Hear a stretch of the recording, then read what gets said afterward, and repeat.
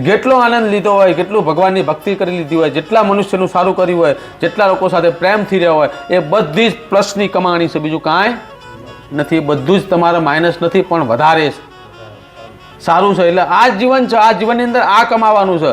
રૂપિયા જરૂરિયાત છે, ના નથી.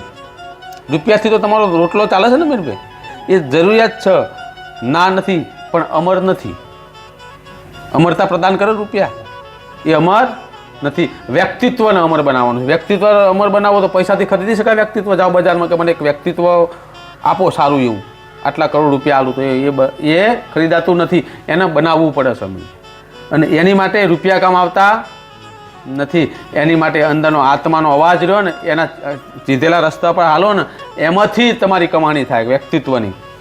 એ તમારા વ્યક્તિત્વની કમાણી ક્યાંય વેચાતી મળતી નથી. વ્યક્તિત્વની કમાણી તો અંદરથી તમારા ભાવથી આવે. તમે કેવા છો ને એનો નિચોડ રહ્યો વ્યક્તિત્વ.